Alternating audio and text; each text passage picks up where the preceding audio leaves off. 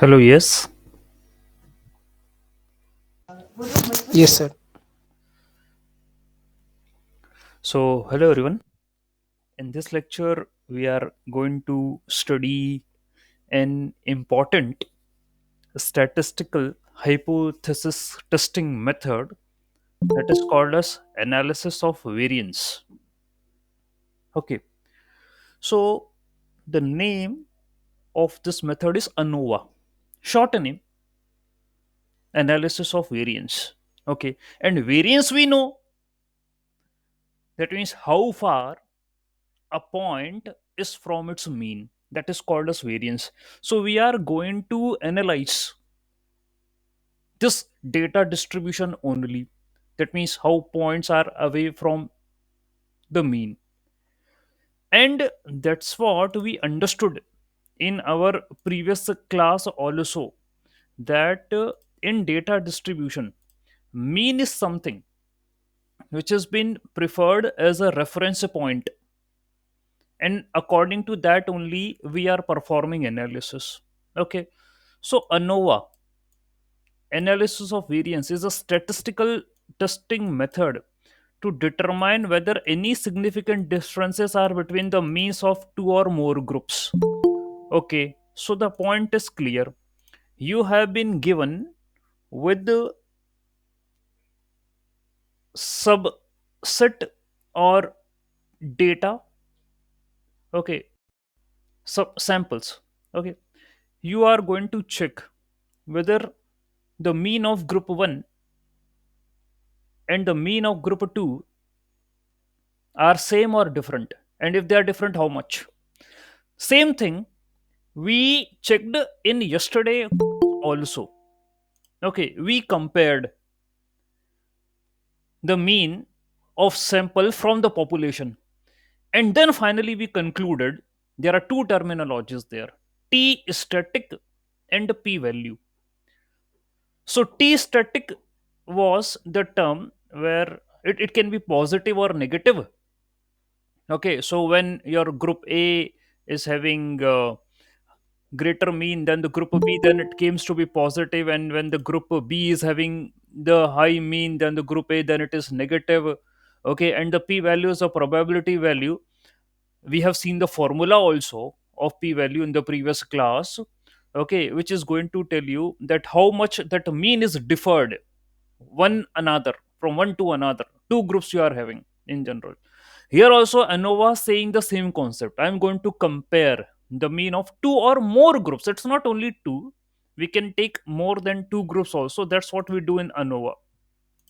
Okay, so how to perform this? It's the same steps which we have studied previously. That means first you need to formulate the hypothesis, you have to write the statement, you have to give the an assumption. Okay, and that will be called as a null hypothesis. Okay, and what you have to formulate, that that there is no significant difference between the mean of the groups. And alternative will say yes, there is a difference between the mean of the groups. Okay, there is a significance difference between the mean of the group. That's what you are going to say in alternate. Okay, then we are going to choose a significance level. It can be 5%, it can be 1%. By default, typically we are going to set as a 5%. Okay, and you very well know about the type 1 error. That means rejecting a true null hypothesis. That is type 1 error. Fine. Okay, data collection will be there. Then we are going to perform the t static. Okay, where we are going to compare the variability between the two groups and the variability within the groups. That's what we have to do. There is a proper steps of performing ANOVA. We will be considering a numerical example, because the statements will uh, it may lie you in a form of an illusion, but when you see a numerical example, then it will become easier for us to understand the terms. All right, anyways, just we are going to study some uh, concepts and terms related to it, then we will switch on to the numerical portion. So t static, we calculated t static yesterday also. Okay, so we are going to calculate the t static, and there is one more thing, f static. Okay, So F static is a ratio between the group variance to the within group variance. So group variance and within group variance.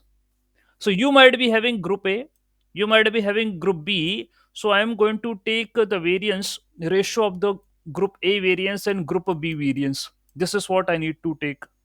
Okay. So how this is going to be formulated, that we will be seeing ahead. Okay. Fine. We are going to determine the critical value also. That is the value that separates the rejection region. Okay. And we are having the two regions in general. As we know, we are having an confidence level that is called as alpha region, and significance level that is called as alpha region. So beta and alpha. Confidence is beta, significance is alpha. Okay, I'm correcting myself. Fine. So there will be a critical value. There will be a critical value that separates your rejection region and a non-rejection region. Okay, that's what it's going to do. Fine. So how you are going to determine this thing? How? So a rejection region is a rejection done for null hypothesis, and a non-rejection region is a region where your null hypothesis is going to be true. तो ये हमने diagram में बना के देख लिया है सब पूरा कॉन्फिडेंस और सिग्निफिकेंस की बात we have done a lot. Okay. अभी कैसे करेंगे पता, ये हमारे पास एक एफ डिस्ट्रीब्यूशन टेबल होगी. ओके. और उससे हम कंपेयर करेंगे whatever with the values what you are getting via calculation. So there we will tally. और उसके बाद फिर हम कुछ we are going to conclude. Fine. ये काम काम कर डिसीजन लेंगे हम. We are going to make a decision after comparing the calculated F value to the critical value. Okay. तो क्रिटिकल वैल्यू होगी कि भाई कहाँ पर आपका ये जो रिजल्ट आया है where it's gonna lie. Okay, whether it's going to be lie in a rejected region, whether it's going to lie in a non rejected region, इसका हम डिसीजन लेंगे. अभी आगे कंपेयर करेंगे टेबल से. टेबल प्री डिफाइंड है, given है हमारे पास. ओके. उसके लिए हमें कोई एफर्ट नहीं लगाना. फाइन. तो देखेंगे और फिर we are going to conclude that there is a significant difference between the mean of the groups और नॉट. ओके. ये हम करने वाले हैं. So if the calculated f value is less than the critical value, we fail to reject the hypothesis. So whatever be the value you have calculated, if the calculated f value, that is f is static, यदि ये value जो है आपकी ये less than होती critical से, तो we are accepting the null. और यदि greater than होती है then we are going to reject the null. ये बोला गया है. ठीक है. So this is an ANOVA algorithm और a method which we are going to perform. और अभी इतना समझ में आया है यहां से देख के, you are been available with two or more groups and you need to compare the mean of them. That's what हमें ये टास्क को परफॉर्म करना रहेगा. और वेरिएंस को हम यहाँ पर कंसिडर करेंगे, रेशियो वगैरह लेंगे, वैल्यूज कुछ निकाल के हम उस पर देखेंगे what can be done ahead. ठीक है. तो न्यूमेरिकल जब आएगा अभी हमारे सामने और बेटर क्लियर होगा. ANOVA is having many advantages, like it can handle multiple groups. It allows us to test whether the difference between the groups are statistically significant or not. It provides information about variability within the groups and between the groups. So within the groups also variance and between the group also variance. ये दोनों की बातें करेगा ये. तो with in the group भी तो variance होगा ना, एक ग्रुप का खुद का भी वेरिएंस होगा. How it's been how the variance, what is the variability within the group, within a group. Okay. And how is the variability between the group. Okay. So एक तो सेल्फ ग्रुप का check करना है आपको variability. Okay. चाहे वो ए हो चाहे वो बी हो. फिर नेक्स्ट आपसे बोला गया है बिटवीन द ग्रुप की वेरिएबिलिटी चेक करना है, बिटवीन द ग्रुप्स. तो यहाँ दो कॉन्सेप्ट आपके रहेंगे. और अभी तो खैर सर आप वर्डिंग्स में बोल रहे हो तो शायद हमें इतना क्लियर ना हो what the wordings you are seeing within the group, between the group, ये क्या है. तो आप यदि हमें डेटा सैंपल दिखा दोगे, उस पर कुछ मैथ्स करके बता दोगे, तो फिर हमें शायद समझ में आ जाएगा. तो मैं भी आके बताऊंगा आपको. ठीक है. Just listen to me here. और कोई डाउट रहता है तो you can ask. We are having certain disadvantages also ANOVA की, कि डेटा नॉर्मली डिस्ट्रीब्यूटेड होना चाहिए. तो भाई मैं आपसे पहले ही कह चुका हूं, नॉर्मल डिस्ट्रीब्यूशन तो मेरा रेफरेंस है. So whatever be the algorithms which we are using either for statistical method or either for any kind of analysis over continuous distribution, I would say that data should be normally distributed because you are having good properties of normal. Okay, ये करना पड़ेगा. ANOVA does not identify any specific group differ from each other. Okay, group, देखिए ये तो बात कर रहा है मीन की. ओके, यहां मेरा अनोवा में एनालिसिस ऑफ वेरिएंस है. I am talking about the variability in the variance. Variability बोले या वेरिएंस वो भी बोले, करस्पॉन्डिंग टू द ग्रुप है. हाँ, it does not identify which specific group differ from each other. कौन सा किससे है, बस ये वाली बात नहीं हो रही मुझे, तो बस mean. Okay, I am talking about only the mean thing, mean दोनों का with in the group. Okay, between the group क्या आ रहा है उसके बारे में बात कर रहा हूं. ये आइडेंटिफाई नहीं करेगा कि which specific group is going to differ from each other. ये बात नहीं हो रही यहां पर. ओके, इसका जो है वो डिसएडवांटेज है अनोवा का. Your next thing is, one more disadvantage, does not provide the information about the strength of relationship between the groups. ये भी नहीं बताता डिपेंडेंट डिपेंडेंट वेरिएबल्स में क्या है रिलेशनशिप, ये नहीं बता रहा. ये इसका फोकस तो सिर्फ मीन आपका जो है वो कंपेयर करेगा. Okay, and it's gonna tell whether you are having similar mean or not. That's what it's going to tell. Okay, and we have seen about certain steps to follow in this method. Okay, ठीक है, और बात करेंगे, अभी खत्म नहीं हुआ. So ANOVA in general, one way ANOVA. Okay, there are different types of ANOVA, one way, two way. अभी मैं सिर्फ आपसे वन वे की बात कर रहा हूं. सो अनोवा ये एक स्टैटिस्टिकल मेथड है. Okay, to find the difference between the mean of three और मोर इंडिपेंडेंट ग्रुप. ठीक है, तो अभी अब मेरी आपसे ऊपर बात हो गई है कि ग्रुप के बीच में डिफरेंस निकालने का काम है. ये नहीं बता रहा कि which specific group differ from another. It's not talking about that. हाँ, इतना बोला कि ग्रुप के बीच में, मीन के बीच में डिफरेंस क्या है, what is the difference between the means. That's what it's going to tell. Okay, बाकी और कोई इंफॉर्मेशन आपको नहीं देने वाला है. फाइन. नेक्स्ट जो है आपका, it's going to talk about the null hypothesis and alternative hypothesis. That's what we have to decide. And the null hypothesis we are going to say कि भाई देखिए, whatever be the groups you have taken, सबका mean बराबर है. ये मेरी null hypothesis होगी. Okay, मेरी नल हाइपोथेसिस ये होगी कि the mean of all the groups are equal. मेरी अल्टरनेटिव हाइपोथेसिस ये होगी कि भाई mean of all the groups are not equal. मतलब obviously I am going to contradict. Alternate में मैं कॉन्ट्राडिक्ट करता हूं अपनी नल हाइपोथेसिस को, तो बोल रहा हूं कि भैया नहीं है, और यहां बोल रहा हूं कि है. ठीक है, इतना काम मुझे करना पड़ेगा. अब null hypothesis and alternative hypothesis के बारे में आपको बहुत अच्छे से पता है. Okay, these are the two competing statements, एक दूसरे के विरोध में रहती हैं ये. ओके, और नल हाइपोथेसिस इनिशियल अजम्पशन होता है आपका. अल्टरनेटिव हाइपोथेसिस कॉन्ट्राडिक्टरी या चैलेंजिंग स्टेटमेंट होती है, नल के विरोध में होती है. Okay, so everything depends upon your problem statement, research question और nature of analysis what you are doing. तो उसके हिसाब से हम अपना जो है हाइपोथेसिस डिफाइन करते हैं. ओके, और क्योंकि मेरी अनोवा की एल्गोरिदम है वो ये कह रही है कि भाई आप को मीन बराबर करना है सारे, तो my null hypothesis is ANOVA will be the mean of all sample is same. ठीक है, एन अल्टरनेटिव नॉट सेम. ठीक है भैया, ये बात करी. ओके, और अल्टरनेटिव हाइपोथेसिस में मुझे क्या करना पड़ेगा. अच्छा, what is the purpose of hypothesis testing. क्या है मतलब टेस्टिंग, यानी मैं एविडेंस कलेक्ट कर रहा हूं कि मेरी, कल ही बहुत अच्छा एक डिस्कशन भी हुआ था इस बात को लेकर कि आपने ये बोल दिया सर कि 95% कॉन्फिडेंट हो आप, तो आप ये जो टेस्टिंग कर रहे हो वो किसके लिए कर रहे हो sir. 95% you are confident, okay, that your hypothesis is going to be true, है ना. ये आपका कॉन्फिडेंस लेवल था. आपने सिग्निफिकेंस लेवल 5% बनाया था, तो आप टेस्टिंग कर किसके ले रहे हो. आप 95% तो कॉन्फिडेंट हो. तो यही बात करिए, what is the purpose of doing the hypothesis testing. क्या जरूरत पड़ गई मुझे. तो भाई बात यह है, I am going to assess the evidence which I collected against the hypothesis.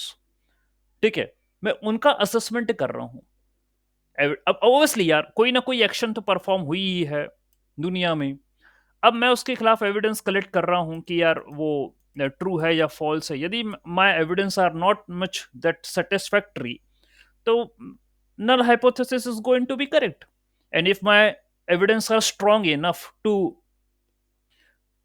say that कि whatever you are committed assumption जो है आपका वो गलत है, मेरे पास पूरा एविडेंस है आपके खिलाफ, तो ऑब्वियसली मुझे अल्टरनेट पे जाना पड़ेगा।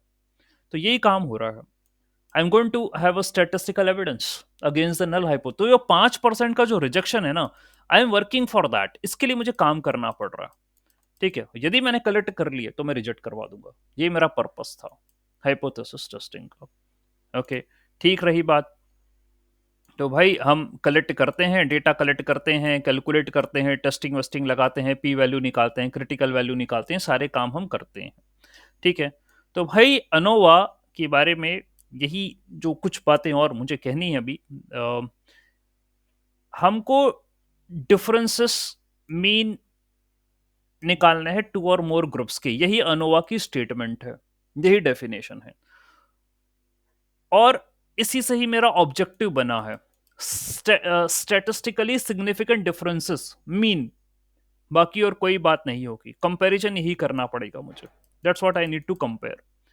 We are having terminologies like F static, F statistic. तो आपने प्रीवियस कोड में टी स्टैटिस्टिक पढ़ा है, वो टी स्टैटिस्टिक और जो है आपका पी वैल्यू था। तो टी स्टैटिक मैंने भैया किस पे बोला था? अरे आपका पास जो डिस्ट्रीब्यूशन वो student T distribution. If your, अब आपसे कोई मतलब पूछ ले ऐसे ही हल्के, भैया तुम तो वो पहले टी स्टैटिक लगा रहे थे, अब ये एफ स्टैटिक लगा रहे हो, ये क्या चक्कर है? तो आपको टेक्निकली उसे समझाना पड़ेगा। देखिए भाई क्या है कि हमारा टी स्टैटिक जो था, वी आर अज्यूमिंग कि हमारा जो डेटा का डिस्ट्रीब्यूशन है वो स्टूडेंट टी है, और हमने जो सैंपल लिया है ना भाई वो 30 से कम का सैंपल है। ठीक है, जो सैंपल, क्योंकि आपको मैंने पहले ही बोला है कि सैंपल साइज वो टी स्टैटिक में 30 से कम होगा। We are going to take very small sample of the data, तो वहां टी स्टैटिक लगा रहे थे। अभी आपसे इसने ये नहीं बोला कि आपका जो सैंपल है वो 30 से कम होगा। ठीक है, तब बात नहीं करी है ऐसी। तो हम अब लगा रहे हैं एफ स्टैटिस्टिक। ठीक है, तो एफ स्टैटिस्टिक क्या है? पहले तो टी टेस्ट था, अब एफ टेस्ट हो गया भाई। एफ टेस्ट का मतलब ही अनोवा हो गया, बस सीधी सी बात है, ऐसे ही समझो। एफ स्टैटिस्टिक इज अनोवा, बात खत्म। या वन वे अनोवा, जो भी बोलना है तुम्हें बोल दो। और क्या करेंगे इसमें? I am going to compare between the group variability to within group variability. तो अपने, देखो भैया, एक तो हम हमेशा क्या बोलते हैं, पहले आप अपने अंदर झांक के देखो आपकी कमी, फिर अपने को किसी और से कंपेयर करना, तो अपन दोनों के, दोनों में क्या डिफरेंसेस हैं। तो पहले तो बोल रहा भैया विद इन द ग्रुप अपने अंदर की कमियां झांकिए। ठीक है, तो विद इन द ग्रुप की बात करिए।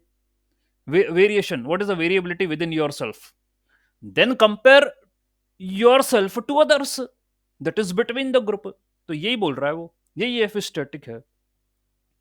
ओके, तो if F static exceeds a critical value, अब ये क्रिटिकल वैल्यू के बारे में चर्चा हुई है अभी ऊपर। वो क्रिटिकल वैल्यू ऐसी वैल्यू है, जैसे हम वो कह रहे थे ना कि 0.05% का सिग्निफिकेंस, कोई ना कोई क्रिटिकल वैल्यू कैसे आएगी, कहां से आएगी, अभी अपन उसको निकालेंगे, वही एग्जाम्पल के तौर पर बताऊंगा।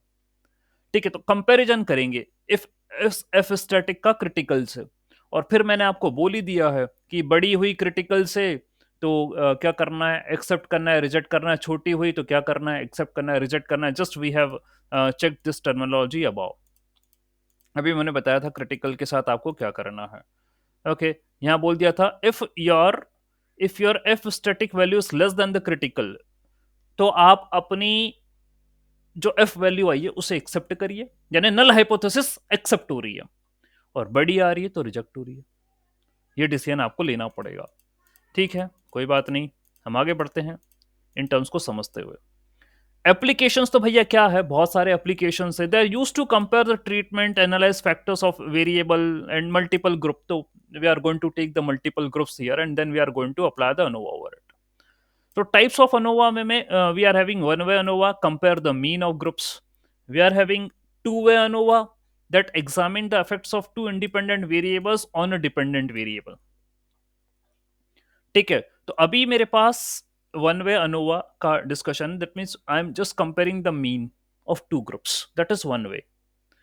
2a में मेरे पास टू इंडिपेंडेंट वेरिएबल है and I am going to examine the effect of independent variable on dependent. तो भैया ये तो यार सर हमें पता है, वो जो हम लिखते हैं ना y equal to A X one plus B X two. तो सर यहाँ x1 and x2 are independent variable, y is a dependent variable. तो sir in two-way ANOVA you are saying that two independent variables how they are affecting the dependent variable। तो इसी का मतलब आप बोल रहे हो कि two-way ANOVA करना पड़ेगा। ओके तो ठीक है भाई, देखेंगे आगे two-way ANOVA के बारे में देखेंगे। इंपॉर्टेंस क्या है अनोवा का डिसीजन मेकिंग में? That means helps in confident decision making when comparing the multiple samples. ठीक है, तो कंपेयर तो कर ही रहे हैं मीन अलग अलग सैंपल्स का। ओके और क्या है? Consider three medical treatments. Okay ANOVA helps in analysing the days taken for the patient to be cured. Okay three medical treatment, तो भैया हमने क्या करा, एक पेशेंट है उसके ऊपर अपन ने ट्रीटमेंट करा, पहले तो एक अलग तरीके का ट्रीटमेंट करा, फिर देखा ये भी ठीक हो रहा है कि नहीं हो रहा, फिर दूसरा टाइप का ट्रीटमेंट करा उस पर, फिर देख रहे हैं ये भाई ठीक हो रहा है कि नहीं हो रहा, फिर थ्री टाइम तीसरा करा, third treatment we applied over it and we are going to check whether the patient is going to be cured और नॉट। तो हम देख रहे हैं कितना टाइम लग रहा है उसको, किससे फायदा पहुंच रहा है। ओके या तो डॉक्टर ही बदल दिया भाई ने और अलग अलग डॉक्टर पर अलग अलग दवाइयाँ खा रहा है, जो भी हो ठीक है, तो भाई अनोवा वहां पर भी आपको मदद करेगा। Okay. Comparison with the t-test. See, while t-test is suitable for two samples, ANOVA is reliable for more than two samples or also. उसके लिए भी ये है। और टी टेस्ट में हमने वो 30 का लिया था एक, ठीक है, वो बांध के चल रहे थे, सैंपल साइज कम था। यहाँ पर हमको कोई बोला नहीं उन्होंने सैंपल साइज के बाद। F test is more than two samples के लिए भी आपका ये लगने वाला है। ओके फिर क्या है भैया टर्मिनोलॉजी अनोवा में? भैया एक तो होता है grand mean, that means mean of sample means, मतलब पहले तो सैंपल का मीन निकाल लो फिर उनका भी मीन निकालो। ठीक है, mean of sample mean that is called as a grand mean, ये होता है।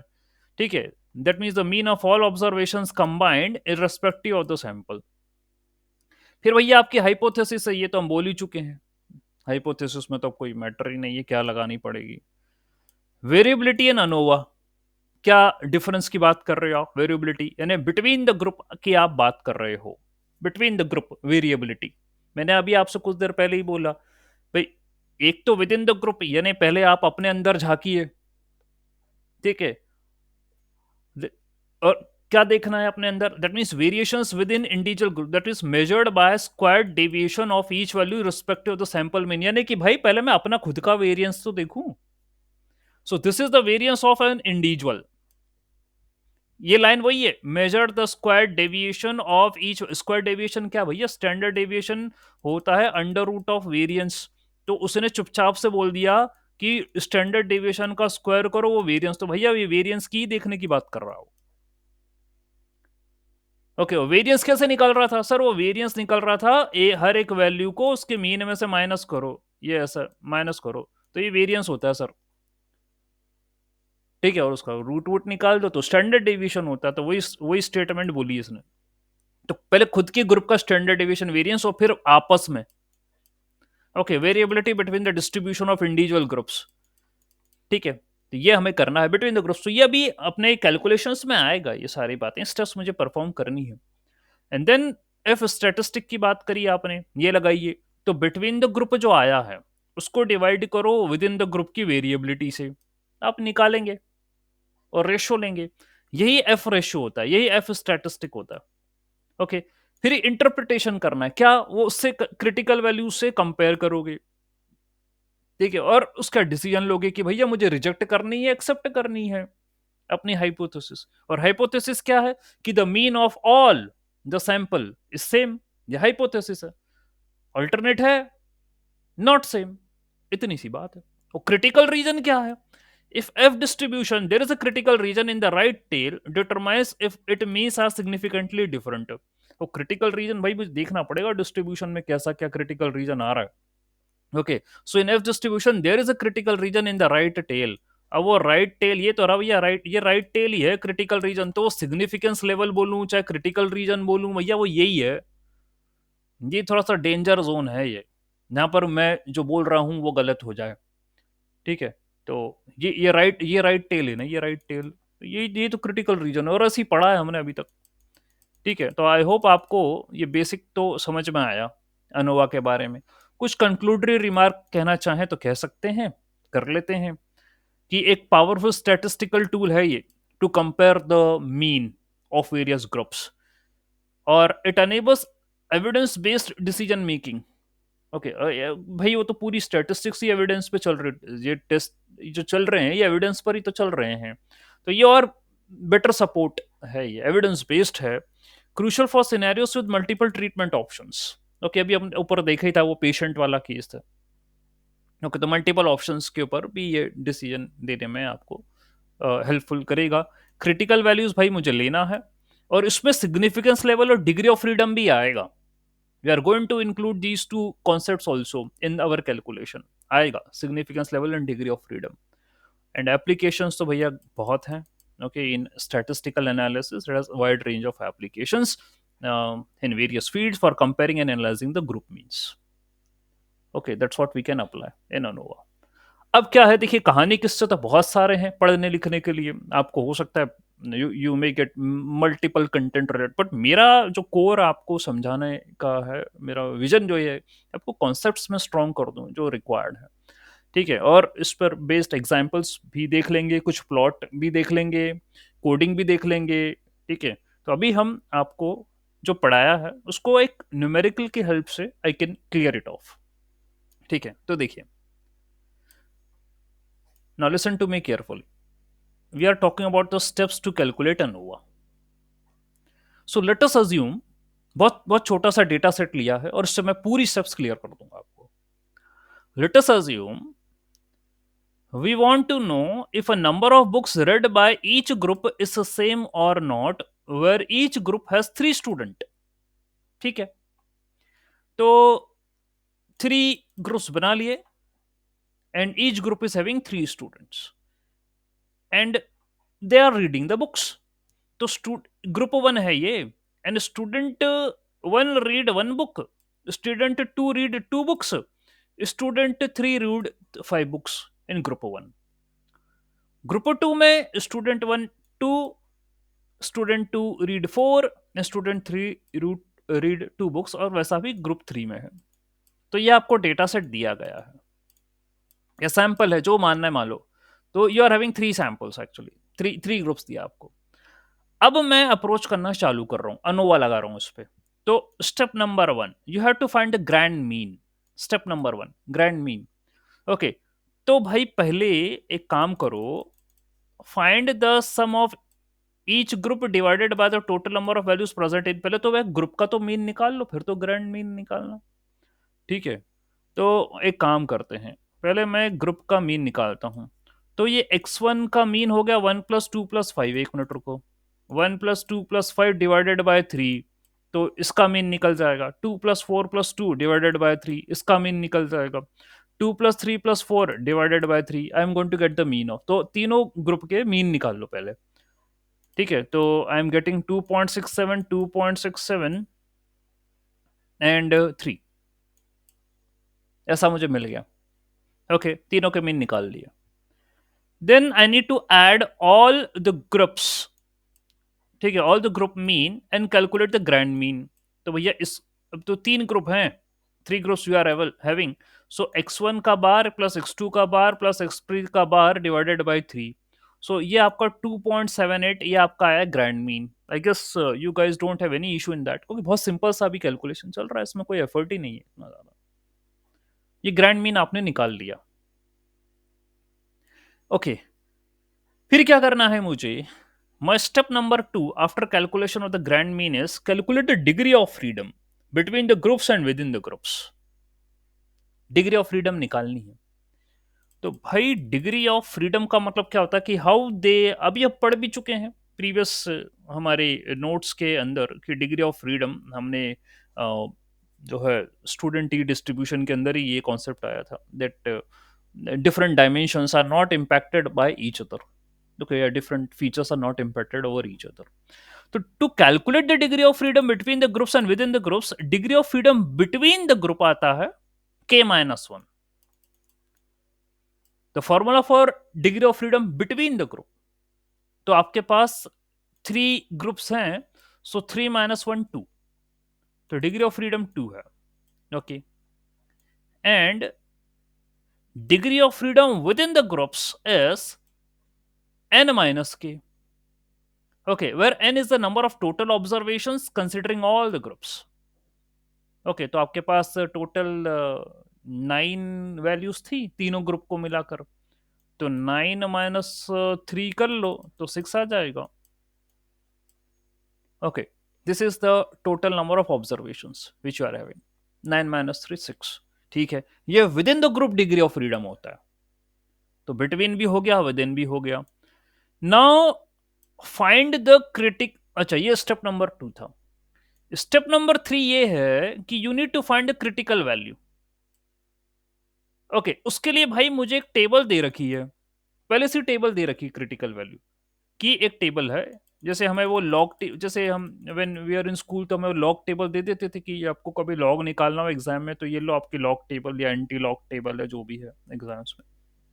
उसी तरीके से एफ डिस्ट्रीब्यूशन की एक टेबल है, तो ये दे रखी है यहाँ पर, और मैंने ये माना है कि माई सिग्निफिकेंस लेवल इज 5%। ऐसा मैं मान के चल रहा हूँ, हमेशा हमेशा यही माना है, बाय डिफॉल्ट यही मान के चला है कि मेरा जो क्रिटिकल रीजन आ रहा है वो 5% का है, 5% वाला। वही मुझे लफड़ा लग रहा है, ये देखो मेरा ये राइट में टेल है, ये यही क्रिटिकल बोल रहा है वो। ठीक है, यही क्रिटिकल बोल रहा है वो राइट वाला।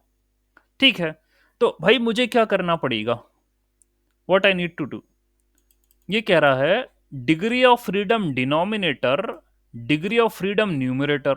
तो यार एक काम करो सर, आपने क्रिटिकल वैल्यू में कुछ बोला था, डिग्री ये क्रिटिकल वैल्यू में आपने बोला था it is the ratio of, critical value में significance level degree of freedom की बात करी थी, और आपने कुछ बोला था इट्स अ रेशियो। ओके, और किन का रेशियो बोले थे आप बोले थे comparing the group between group variability to within the group variability. तो बिटवीन द ग्रुप तो सर आपने बोला है डिग्री ऑफ फ्रीडम 2 है between the group, degree of freedom 2 है बिटवीन द ग्रुप, है ना। और विद इन द ग्रुप आपने सर बोला है n - k, यानी 9 - 3, यानी सर आपने 6 बोला है सर, ऐसा करके कुछ बोला है आपने, 2/6। ये कुछ ऐसा रेशो मुझे लग रहा है between the group and within the group की डिग्री ऑफ फ्रीडम का रेशो 2/6 करके ऐसा लग रहा है हमें। ठीक है, तो भाई एक काम करते हैं, एक काम करते हैं, यहाँ पर, हाँ यहाँ पर देखिए, significance significance level is considered as 5%, है ना, ये बोल दिया मैंने 5% आया। And F critical is degree of freedom between the group and degree of freedom within the group.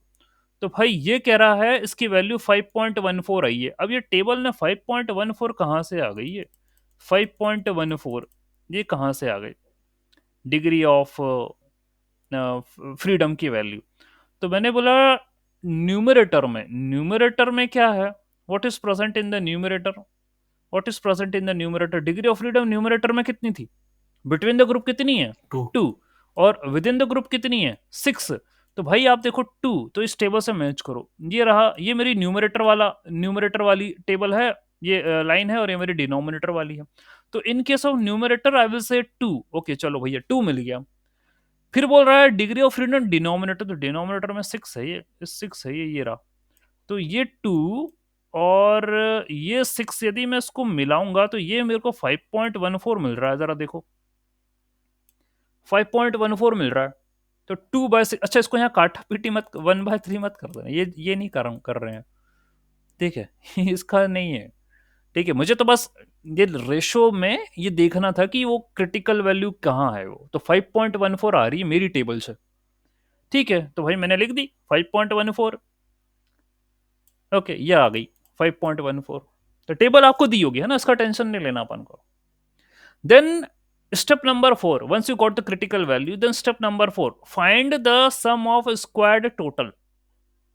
ये आपको करना है, अभी किसका स्क्वायर टोटल निकालने की बात कर रहा है ये, ये इसका बात कर रहा है। Square total is sum over all the data points and square the result.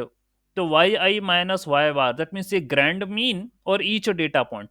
तो हर एक डेटा पॉइंट में से ग्रैंड मीन को निपटाओ और उसका स्क्वायर करो और फिर समीशन मार दो, that is called S S total, square total. ये काम आपको करने हैं। ओके, तो भाई देखिए, you are having you are having 9 values.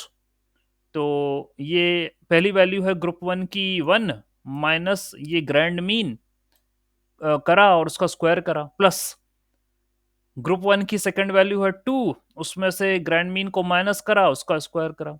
फिर वही ग्रुप वन में थर्ड वैल्यू है 5, उसमें से माइनस करा, उसको स्क्वायर करा। तो भाई ये करिए आप, ये करिए और पूरा टोटल निकालो, दैट इज 13.6 आ रहा है। Okay, 13.6 we are getting. उसके बाद क्या करना है मुझे, ये तो आपने हर एक वैल्यू में से करा था, हर एक वैल्यू में से ग्रैंड मीन को माइनस करा था, ये आया। उसके बाद करना है आपको find the sum of squared within the group, within the group करना। विद इन द ग्रुप में क्या करोगे आप, ये देखिए, ये विद इन द ग्रुप है, यानी कि अब आप खुद के ग्रुप के मीन को कंसिडर करें और उसको सब्ट्रैक्ट करें उसी ग्रुप की वैल्यू से, यानी 1 माइनस 2.67। ये 2.67 जो है ना, ये ग्रुप वन का मीन है। ठीक है, तो ग्रुप वन की वैल्यू में से उसी के मीन को माइनस करा, उसका स्क्वायर करा। तो इसमें भी वही करा, again I did the same thing. तो this is for group one. फिर ये ग्रुप टू का भी मीन 2.67 ही था, उसमें से भी फिर यही करा।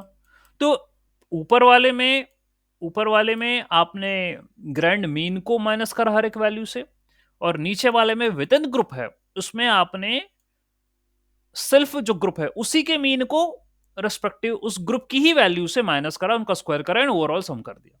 सो this is S S W, this is step number 5। और फिर क्या करना है आपको, the next is you need to find S S between. Okay, find the sum squared between S S B within, मतलब टोटल में से with in को माइनस करो। सो ये था 13.6 जो ऊपर टोटल आया था, ये 13.6, और ये विद इन द ग्रुप का आ रहा था 13.34। तो भैया 13.6 में से 13.34 को माइनस करो, 0.26 आया। अब अब क्या करना है, what next you can do now, step number 7, mean squared variance between the group and the mean squared variance with in the groups. ये देखिए आप क्या करोगे अब next, mean squared between the groups. इसको यदि निकालना हो तो आपने जो एसएस बिटवीन निकाला है ना, उसको उसकी डिग्री ऑफ फ्रीडम से डिवाइड करो। Okay, so the degree of freedom between the groups वो था आपका 3 माइनस 1 2। तो भैया 2 से डिवाइड करो एसएस बिटवीन को। ठीक है, एसएस बिटवीन को जो कि आपका 0.26 आया है, ये एसएस बिटवीन है, ये 0.26 आया है। तो 0.26 divided by 2, getting the result is 0.13, ये आपको मिला। और ये है आपका with in the group, so S with in, उसको उसके डिग्री ऑफ फ्रीडम से डिवाइड करो। ओके, सो 13.34 ये विद इन था। ठीक है, this is with in the group 13.34। ठीक है, तो जब आपने इसको करा डिवाइडेड बाय 6, तो इट इज 2.22, ये आया। ओके, अब what next I need to do, find the F statistic, ये निकालना है मुझे। क्यों, अब ये निकालना बच गया मेरा। आप क्रिटिकल वैल्यू पहले निकाल चुके हो, ध्यान देना, योर क्रिटिकल वैल्यू इज 5.14, ये तो मैंने पहले निकाल ली 5.14। अब मैं I am at the last working with the F statistic, because I need to compare F statistic with this critical value. और फिर मैं देखूंगा भाई वो बड़ी आ रही है छोटी आ रही है क्या है, तो मैं अपना डिसीजन ले लूंगा। ओके, कि हाइपोथेसिस एक्सेप्ट करवानी है रिजेक्ट करवानी है, देखते हैं। So your step number 8 is calculate the F statistic value. So that is the ratio between the mean square, okay, and mean square within, between और within का आपका रेशियो है। तो देखिए ये है 0.13, ये जो अभी आपने निकाली है मीन स्क्वायर, ये रहा मीन स्क्वायर, ये 0.13 है और ये 2.22 है। ठीक है, विद इन वाला 2.22 है। तो 0.13 डिवाइडेड बाय 2.22, तो ये आई है पॉइंट 058। बहुत छोटी वैल्यू आई है, इट्स वेरी लेस वैल्यू। तो मेरी क्रिटिकल वैल्यू थी 5.14 और मेरी एफ स्टैटिक की वैल्यू आई है 0.58। और सीधी सी बात है भैया, मेरी 0.58 छोटी है क्रिटिकल से, it's very less than the critical value. तो क्या बोला था हमने, if your F statistic is less than the critical value आती है, in this case we fail to reject the null hypothesis, यानी we are going to accept the null hypothesis. Okay,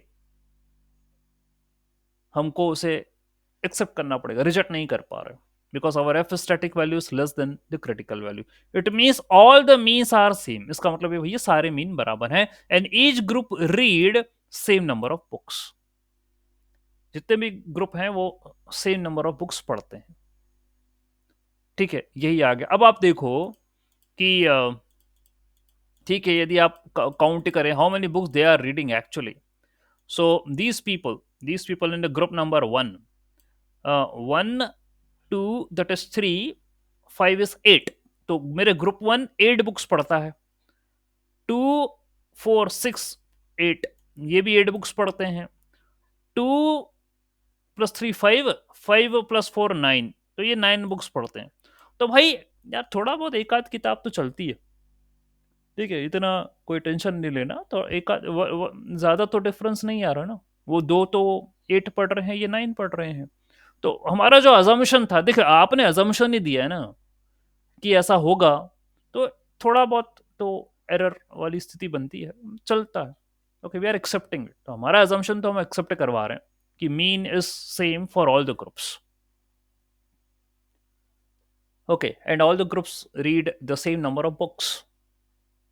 okay, ये data पर हमने पूरा ANOVA लगा दिया। Okay, each and every step which are used in the ANOVA, and we proved here that our null hypothesis is going to be accepted. That means the mean of all the groups is same.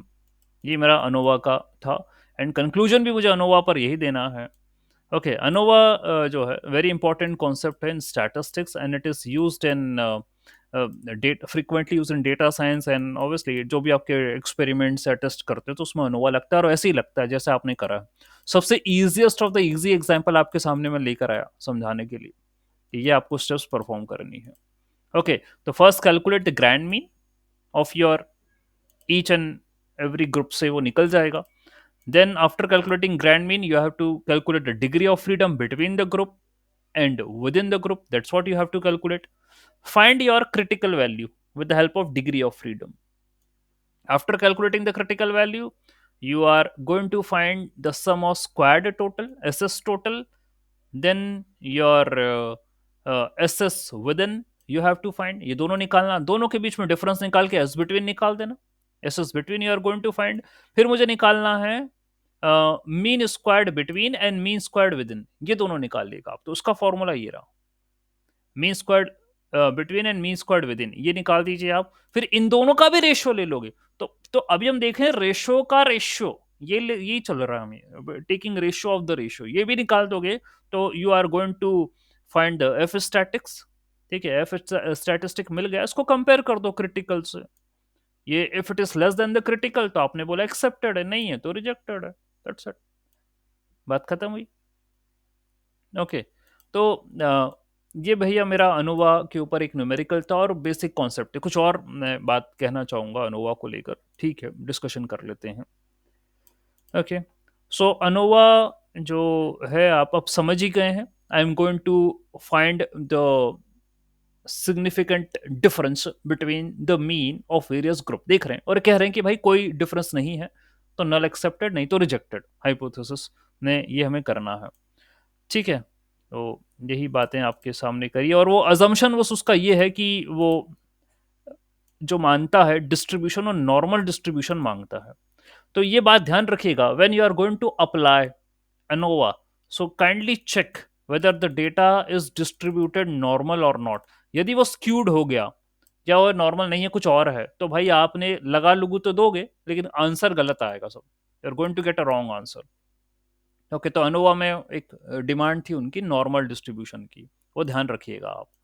ठीक है, तो भाई देख लीजिए, ऐसा करके उन्होंने बताया कि ये एक मेरा, okay I can see three different groups, थोड़ा सा डिस्क्रिमिनेशन मिल रहा है यहाँ पर, यहाँ पर और डिस्क्रिमिनेशन मिल रहा है। ओके, यहाँ discrimination between the groups but not the third.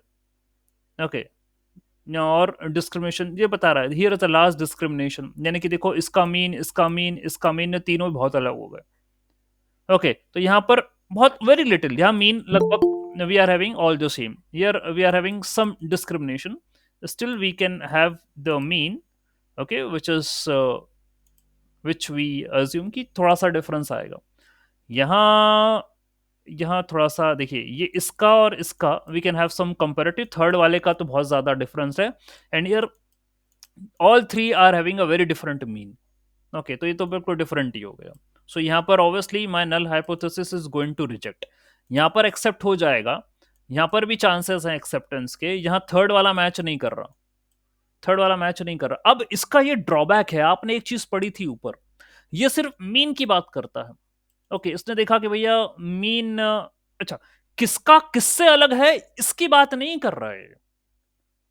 Okay, आप if you see in the steps which we have performed in ANOVA, overall जो आपका उसने कंसिडरेशंस करे हैं वो बिटवीन, विद इन करके उसने कुछ वैल्यूज निकाली।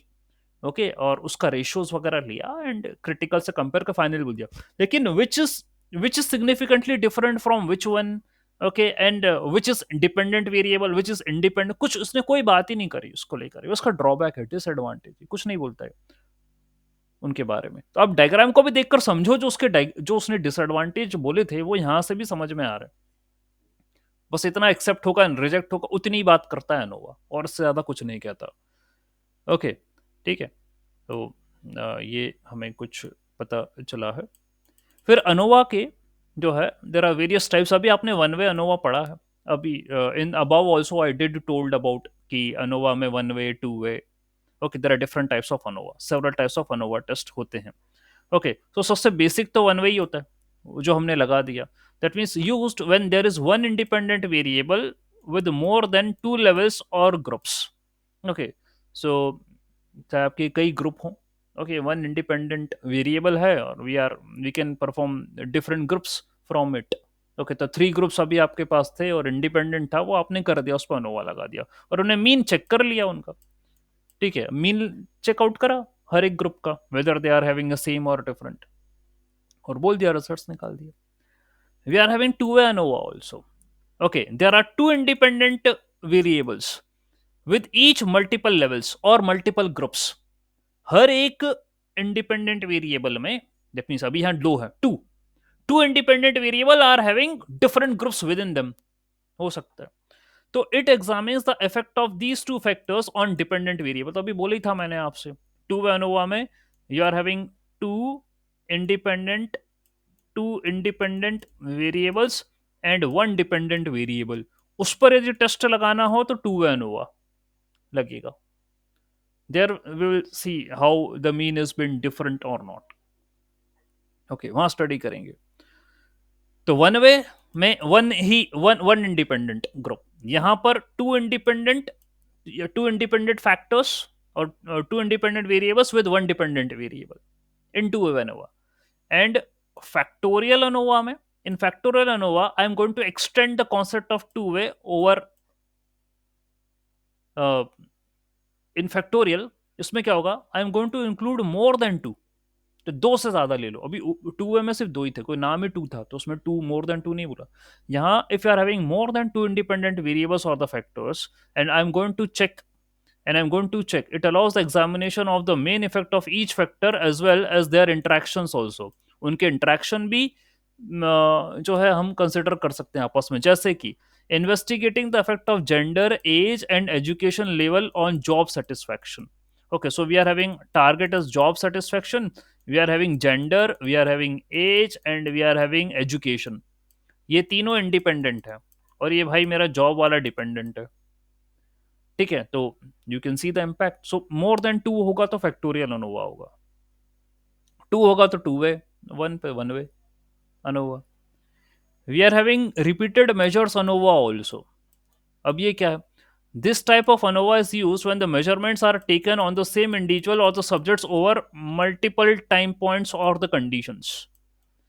Okay. For example, assessing the effect of drug or blood pressure at various interval of time, या वो शुगर लेवल भी देख सकते हो, है ना, वो भी एक एग्जाम्पल है इसका। तो you are applying a test over, you are applying a test या measurements, taking the recordings on individuals or subjects over a multiple point, okay, time point, देख रहे हो कि आप अलग अलग समय पर कि क्या रिजल्ट आ रहा है। Okay, so this is your repeated measure ANOVA. Yes, ask the question, please. So is it the time like time series analysis? So can I determine the seasonality? Say monsoon, right? Yes, sir. Rainfall. Yes, sir. So According to problem I make a statement, list sir, we of can okay. do that, sir. According to the problem statement. Okay. So, for example, अभी मैंने sugar test बोला या blood pressure की बात कर रहा है ये। ओके, तो व्हाट हैपेंड फॉर, जैसे किसी का बीपी बढ़ा हुआ है, हमने चेक करा बीपी बढ़ा हुआ है, देन आई वी टोल्ड कि you take this medicine and after 1 hour we will again check कि बीपी कम हुआ है नहीं हुआ। So after 1 hour, one time आ गया सर, कंस्ट्रेंट आ गया time. So yes, this can be a part of, okay, time series where the time factor is involved, so it is been a part of your time series analysis. Okay, so जो question आया है उसमें हम बिल्कुल कहेंगे कि over multiple time points और the conditions जो भी आपने डिसाइड करी हो, या आप बोल रहे हैं कि सर अभी ले लो। ओके, वी आर एक एक्शन ये है, after a week, after a week we will again recheck, so after 7 days. तो आपकी कंडीशन आपने 7 डेज बोल दी यहाँ पे। ओके, तो इट कुछ भी कंस्ट्रेंट्स हो आपने डिफाइन कर रखे हो तो that will come under your repeated measure ANOVA, ये उसमें आ जाएंगे। रिपीटेड मेजर ना, अगेन अगेन मुझे टेस्ट लगाना है तो रिपीटेड मेजर है। ओके, वहां पर आ जाएगा। Then we are having mixed ANOVA. तो मिक्स्ड अनोवा क्या है? Mixed ANOVA combines between subject and within the subject factor. Okay, so it is used when there are both independent groups and repeated measure on the same study. Okay, तब मैंने जो है mix ANOVA में ऊपर वाली method, ये repeated वाली और फैक्टोरियल वाली दोनों मिला दी। So repeated measure also, factorial also. I mix both of them and it made me mixed ANOVA. ये आ गया। For example, examine the effect of a training program, independent groups and the time repeated measure on athletic performance. ये आपका repeat mixed ANOVA हो गया। वो कैसे हो गया? Examine the effect of training program, independent groups and the time repeated measure. तो भाई ट्रेनिंग तो आप रिपीट करते हो। ओके, अभी इस मंथ ट्रेनिंग है, फिर नेक्स्ट मंथ फिर से ट्रेनिंग है, एंड इंडिपेंडेंट ग्रुप्स को ट्रेनिंग दे रहे हो। ओके, तो आपने अभी इस ग्रुप को ट्रेनिंग दिया, फिर अगले ग्रुप को ट्रेनिंग दिया एंड ऑल सच, आप मतलब यू आर हैविंग ग्रुप, आपकी ट्रेनिंग का प्रोग्राम शेड्यूल है, आप अलग अलग ग्रुप को ट्रेनिंग दे रहे हो, फिर उनकी परफॉर्मेंस चेक कर रहे हो कि इनमें कोई चेंज हुआ है नहीं हुआ, इनका इनमें कोई सुधार आ रहा है नहीं आ रहा है, इतनी ट्रेनिंग करवाने के बावजूद अलग अलग ग्रुप की बात कर रहे हैं। वो मिक्स्ड अनोवा का काम है। Okay, so here we are considering factorial also and time constraint also, conditions also. Then we are having MANOVA also. MANOVA, तो MANOVA होता है मल्टीवेरिएट एनालिसिस ऑफ वेरिएंस। अभी तो अपना हम अनोवा में एनालिसिस ऑफ वेरिएंस, अब मनोवा बोल दिया हमने। तो multivariate analysis of variance, what does this mean? So MANOVA extends ANOVA to situation where there are multiple dependent variable. तो अभी तक एक ही, अभी हमने खास अनोवा में एक जगह देखा था टू ए में, टू ए में हमने बोला था टू इंडिपेंडेंट वन डिपेंडेंट। फिर हमने फैक्टोरियल में बोला more than two independent and one dependent की स्थिति भी जो है वहां पर हो सकती है। ओके, लेकिन dependent you you are having only only one. अब यहां पर मनोवा में you are having more than two, more than one dependent. Okay, so it analyzes multiple dependent variables to assess the difference between the groups. For example, comparing the effect of different teaching methods on students academic performance across multiple subjects.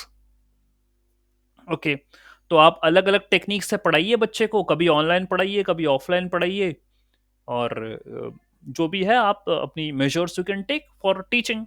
Okay, we are having different subjects there to teach. अलग अलग subject को अलग अलग तरीके से पढ़ाया गया है. Okay, methods of students academic performance. Students तो आपके वही हैं, उन्हीं स्टूडेंट्स को पढ़ाना है अलग अलग सब्जेक्ट को अलग अलग तरीके से, डिफरेंट डिफरेंट वे. ओके, तो यदि मैं बोल दूं कि अच्छा यहाँ पर मल्टीपल सब्जेक्ट्स आ गए, ओके, एंड डिफरेंट टीचिंग हो गई, डिफरेंट टीचिंग मेथड्स हो गई. ओके, तो आप इसमें डिपेंडेंट किसको बोलोगे और इंडिपेंडेंट किसको बोलोगे? whom you are going to say dependent variable here and independent variable here? What you can decide? Which one is independent? Teaching or subjects? And what is dependent here? But तो मैं dependent, तो teaching तो मैं change कर रहा हूं ना, teaching style I am changing, तो वो इंडिपेंडेंट होना चाहिए. और सब्जेक्ट्स, सब्जेक्ट तो भाई मेरे वही हैं. सब्जेक्ट थोड़ी ना, मतलब मल्टीपल सब्जेक्ट्स हैं बट मल्टीपल डिपेंडेंट. मतलब मेरे पास 5 सब्जेक्ट्स हैं, इन्हीं 5 सब्जेक्ट्स को अलग अलग तरीके से पढ़ाना है मुझे. बात समझ रहे हैं आप? इन्हीं 5 सब्जेक्ट्स को अलग अलग तरीके से पढ़ा हुआ. ओके, ये वाला केस मनोवा का है. तो जो सब्जेक्ट्स है भाई वो तो मेरे पास फिक्स हैं, ये 5 ही हैं. अब मेरे पास तरीके, कभी ऑनलाइन पढ़ाए, कभी ऑफलाइन पढ़ाए, कभी और मेजर ले लिए, कभी फन एंटरटेनमेंट, जो भी बनते हैं डिफरेंट टीचिंग मेथड्स, कभी क्या करना है, तो इस तरीके से आप डिसाइड कर सकते हैं. You can talk about it. Okay, तो मनोवा का केस हो गया. We are having ANCOVA also, that is analysis of covariance. अभी तो वेरियंस वेरियंस की बात कर रहा है, अब कोवेरियंस का भी है. Okay, analysis of covariance. So ANCOVA combines ANOVA with regression analysis. तो रिग्रेशन में तो सर हमको डिपेंडेंट इंडिपेंडेंट, हाँ हम समझे, ठीक है. मशीन लर्निंग में रिग्रेशन एनालिसिस में टारगेट वेरिएबल कंटिन्यूस होता है, तो वो रिग्रेशन एनालिसिस होता है. तो we are going to combine ANOVA with regression to control the effect of one और मोर कोवेरिएट्स. ओके, तो कोवेरिएट्स तो अभी तक हमने मान के क्या चला है, what is our assumption that features we are having dependent and we are having independent. हमने कंसिडर यही करा है कि द फीचर्स आर इंडिपेंडेंट, क्योंकि वन वे में हमने यही पढ़ा था, दे आर इंडिपेंडेंट फीचर्स. तो एक ही फीचर था उस समय, तो उसका तो कोई मैटर ही नहीं होता. टू वे में 2 इंडिपेंडेंट एंड 1 डिपेंडेंट. फैक्टोरियल में मोर देन 2 इंडिपेंडेंट 1 डिपेंडेंट. ये पढ़ा था, ठीक है. और एक मिक्स्ड वाला था जिसमें आपने टाइम सीरीज और फैक्टोरियल वाला दोनों लगा दिया था. ओके, और अभी जस्ट ऊपर पढ़ा क्या, मनोवा. मनोवा में आपने more independent and more dependent, मतलब मोर डिपेंडेंट वाली बात होगी, ये पढ़ा. अब ये बोल रहा है एनकोवा. एनकोवा बोल रहा है you are going to combine ANOVA with regression analysis to control the effect of one और मोर कोवेरिएट्स. कोवेरिएट को रिलेशन, कोवेरियंस वाली बात कर रहे हैं, वेरियंस नहीं, कोवेरियंस वाली बात कर रहे हैं. ओके, दैट मीन्स कुछ एग्जांपल दे दो तो अच्छा रहेगा. Examining the effect of a new teaching method on test scores while controlling the student IQ. तो भैया स्टूडेंट का आईक्यू तो आप कंट्रोल करना मतलब क्या है? ये स्टूडेंट का आईक्यू बढ़ा लोगे? कैसे बढ़ा लोगे स्टूडेंट का आईक्यू? ये कह रहा है कि examining the effect of new teaching method. कभी आपने चौक डस्टर से पढ़ा लिया, कभी आपने स्मार्ट बोर्ड से पढ़ा लिया, और फिर देख रहे हैं कि बच्चा जो है वो परफॉर्म कैसा कर पा रहा है, उसका टेस्ट लिया. तो by which teaching method the student is performing well, वो कह रहा है that is ANCOVA. That's an example of ANCOVA. IQ तो भाई जितना है बच्चे का उतना ही मान के चलो, ठीक है. आईक्यू नहीं बढ़ गया, आईक्यू उतना ही है, ठीक है. और बस हम चेक कर रहे हैं by changing the techniques of study how the student performed in their test. That is ANCOVA, analysis of covariance. Okay, तो यहां बोल रहा है we are looking forward to find the relationship between independent variables and the dependent variable. Dependent और independent के बीच में relationship निकालना, ये आपका एनकोवा जो है बताया. अब प्रॉब्लम के हिसाब से ही हम समझें क्या बोला इसने, ये प्रॉब्लम है, ठीक है. तो एनकोवा भी होता है. So each type of ANOVA test has its own assumption and its consideration, and we are going to understand how they are differing from each other according to their requirements. ऐसी बात है. And calculation of ANOVA तो आपने देख लिया, one way हो गया, two way हो गया, एंड फिर आपके पास फैक्टोरियल हो गया, रिपीटेड मेजर हो गया, मिक्स्ड हो गया, देन एनकोवा हो गया, एंड मनोवा हो गया. देखिए मनोवा एनकोवा ये सारे different types of analysis of variance. Okay ये सारे हैं. ठीक है. तो ये मेरे स्टेप्स ऑफ अनोवा हैं कैलकुलेशंस में, जिसमें मैंने नल हाइपोथेसिस से मानी थी कि all the mean should be equal for each group. Okay alternate ने बोला था कि ये सही नहीं है, तो ये सही है, और अल्टरनेट ने बोल रहा हूँ ये सही नहीं है. ठीक है. और क्या हमने फॉर्मूले लगाए हैं टू कैलकुलेट द अनोवा? पहले हमने जो है मीन निकाला ईच ग्रुप का, देन हमने ग्रुप मीन निकाला. Okay then we calculated the sum of the square between the group, sum of the square within the group. Okay then हमने sum of the square total भी निकाला. फिर हमने इनके ratios निकाले degree of freedom के साथ. ठीक है. Degree of freedom between the group, within the group हमने रेशियोज निकाले हैं. फिर बाद में हमने जाके एफ स्टैटिक या एफ स्कोर निकाला है. ओके एंड क्रिटिकल वैल्यू से कंपेयर करा है. ओके एंड लेस देन आया तो एक्सेप्ट, और ग्रेटर देन आया तो रिजेक्ट. ये आपकी अब इसने ऐसा लिख दिया, और यदि मैं पहले ये पढ़ा देता तो आप हैरान परेशान हो जाते, इसलिए मैंने न्यूमेरिकल करवा चुका हूँ, रिकॉर्डिंग में सब आ गया. ओके तो अब इसको कोई समझने में कोई इश्यू ही नहीं आएगा. ठीक है फाइन. तो भाई डिग्री ऑफ फ्रीडम के बारे में आपकी बात हो चुकी है मुझसे. ठीक है कि between the group k minus one होता है, with in the group n minus के होता है, और डिग्री ऑफ फ्रीडम टोटल होता है n minus one. Obviously total degree of freedom तो n माइनस वन ही होगा ना. If you are having 10 features तो degree of freedom will be 9. ठीक है ये होगा ही होगा. तो between the group k minus one, within n minus k, and total is n minus one. ठीक है. तो k आपका number of groups, n is the total number of observations, and your small n is the number of observations for each group. Okay number of observations for each group, ये भी आपने ऊपर पढ़ लिया था. ठीक है. अभी एक टेबल एबल भी बना दी है, जो आपने ऊपर पढ़ी है उसकी ये यहाँ पर टेबल है कि you are going to take S S B, S S W, S S T. तो S S B sum of the square between the group, sum of the square within the group, sum of the square total, ये हो गया. Degree of freedom k minus one, इसका होता है n minus के, इसका होता है n माइनस वन, ये होता है. इनका भाई आपको रेशो लेना है, और बाद में इन्हीं का जो रिजल्ट आया उसका रेशो लेना है. That is your F statistic. तो ये कार्यक्रम आप ऊपर कर चुके हो, है ना. इसने अब उसको टेबुलेट करके आपको बोला कि ऐसे भी समझा जा सकता है. ठीक है नया कुछ भी नहीं है. ऑलराइट ये हुआ. लिमिटेशन तो भाई मैंने आपको समझा दिए थे लिमिटेशन में क्या है. ओके क्या लिमिटेशन बोले थे?